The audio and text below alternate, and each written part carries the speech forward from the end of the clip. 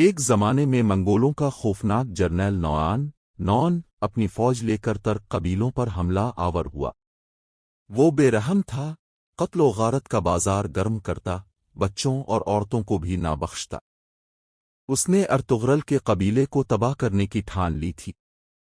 Ertugrul Ghazi اپنے چند الپوں کے ساتھ نویان کی فوج کا مقابلہ کر رہا تھا۔ جنگ بہت شدید تھی۔ نویان نے ارطغرل کو پکڑنے کی بہت کوشش کی، اسے ذلیل کرنے کی سازشیں کیں، لیکن ارطغرل کا ایمان اور حوصلہ ہمیشہ بلند رہا۔ آخری لڑائی میں جب دونوں آمنے سامنے ہوئے تو ارطغرل نے نویان سے کہا، تم نے بے گناہوں کا خون بہایا ہے، اللہ کے بندوں پر ظلم کیا ہے، آج تمہاری سزا کا وقت آ گیا ہے۔ نویان نے اپنی تلوار اٹھائی، لیکن ارطغرل غازی کی تلوار تیز اور انصاف کی تھی۔ ایک زبردست وار کے بعد ارطغرل نے نویان کا سر قلم کر دیا۔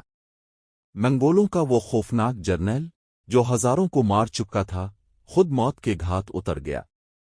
اس کے بعد قبیلے میں امن ہوا۔ ارطغرل نے اپنے لوگوں کو بتایا، ظالم کتنا بھی طاقتور ہو، اللہ کے سامنے وہ بال برابر بھی نہیں۔